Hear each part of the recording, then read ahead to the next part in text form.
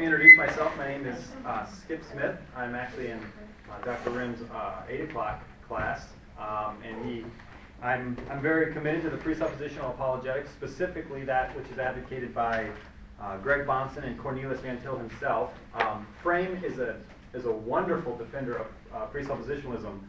There are just a couple elements in which would make him, or a couple details that would make him differ from Van Til.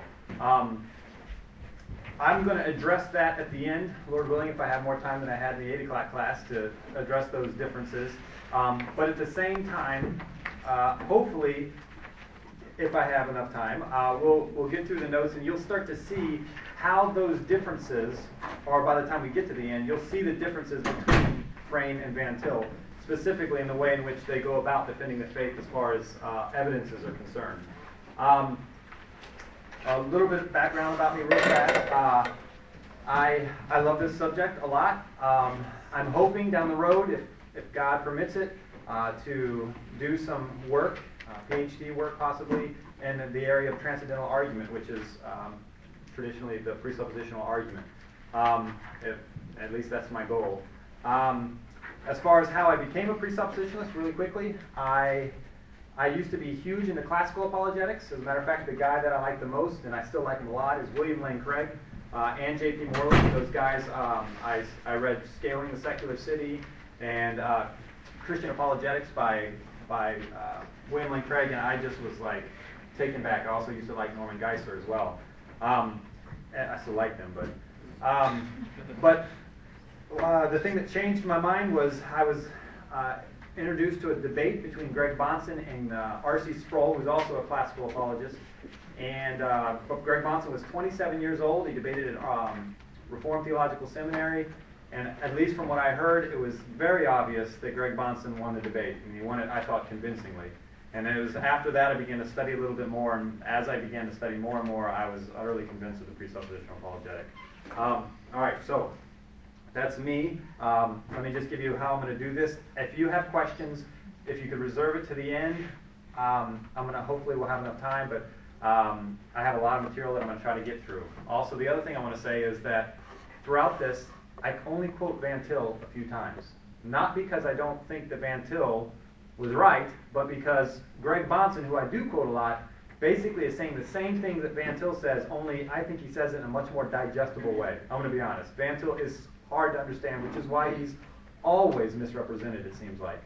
Maybe that's some of his fault, but at the same time, he's just very difficult to understand. So let's just get started. My first point in this is going to be, number one, the nature and role of presuppositions. When presuppositions speak about presuppositions, we do not mean to imply that any belief one holds can be ascribed as a presupposition.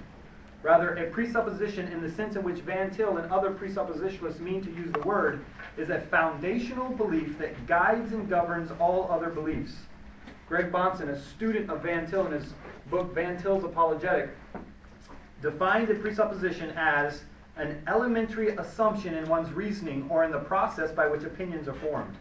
It is not just any assumption in an argument, but a personal commitment that is held at the most basic level of one's network of beliefs. Presuppositions form a wide-ranging, foundational perspective or starting point in terms of which everything else is interpreted and evaluated. As such, presuppositions have the greatest authority in one's thinking, being treated as one's least negotiable beliefs and being granted the highest immunity to revision. Frame defines it as the belief that governs all other beliefs, or the most fundamental commitment of the heart. So for both Bahnsen and Frame, a presupposition is more than a simple belief that can be changed when more facts come our way. Rather, it is the most basic commitment of the heart and the very lens through which facts are interpreted. Presuppositions have an impact on the thinking of believers and unbelievers alike, often in ways that are relevant and crucial for apologetics. Consider issues such as evolution or the historicity of the resurrection. The facts, so to speak, regarding these issues are on the table for both parties to see and evaluate. Yet, both parties come to radically different conclusions. So how are we to account for these differences? Well, usually we're told that people are just lacking information.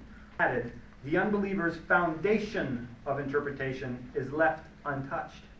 No matter how many items you place in front of a man wearing glasses with red lenses, his interpretation will always be that each item is a shade of red. Let me put it another way. I'm sure that there's been atheists who has done more in-depth research regarding Jesus' resurrection, more than probably all of us in this room. Yet still, they don't believe in it. On the other hand, everyone in this room, I hope, believes in the resurrection. Why? What causes us who have not invested much study in the resurrection to believe in an abnormal, out-of-the-ordinary miracle? And yet those who have done tremendous study deny it. Is it because they're right and we're wrong? Or does it concern something much deeper? Again, Bahnsen says, what one takes to be factual, as well as the interpretation of the accepted facts, will be governed by his underlying philosophy of fact. That is, by more basic, all-pervasive, value-oriented, categorizing, possibility-determining, probability-rating, supra-experiential, religiously motivated presuppositions. He goes on to say that it is at this presupposition... Can you repeat that 5 times really fast? Yeah, I'll try. He goes on to say that it is at this presuppositional level that the crucial work in defending the faith must be done. All argumentation about ultimate issues eventually comes to rest at the level of the disputant's presuppositions. The example that I would use, Dr. Rim, I think, used it in one of his classes. If somebody were to come to the conclusion and commit himself to the truth of a certain view, say it is P, and someone challenges him as to P, then he will offer supporting argumentation, Q and R. But of course, this will now shift the argument to Q and R, and he'll be forced to defend those views with S, T, U, and V. And on the process goes. One's conclusions could never be demonstrated if they were dependent upon an infinite regress of argumentative justifications. For under those circumstances, the demonstration could never be completed. Bahnsen says again, eventually all argumentation terminates in some logically primitive starting point, a view or premise held as unquestionable. Apologetics traces back to such ultimate starting points or presuppositions.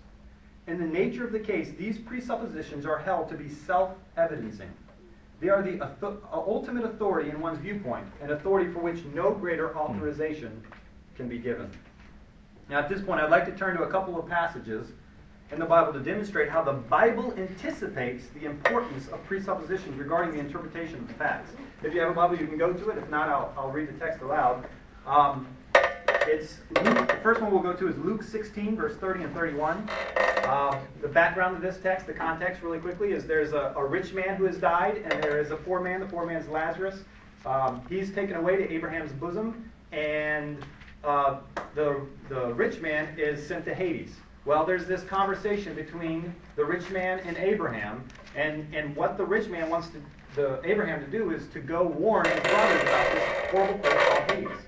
And so, as their discussion, we pick up in verse 30, where the rich man says, "But he said," that is the rich man, "No, Father Abraham, but if someone goes to them from the dead, they will repent." That is, his brothers will repent. If someone just rises from the dead, his brothers will certainly repent. And he said to him, "If they do not listen to Moses and the prophets, they will not be persuaded even if someone rises from the dead." According to Abraham, the persuasion of his brothers, that is the rich man's, will come down to their basic commitments.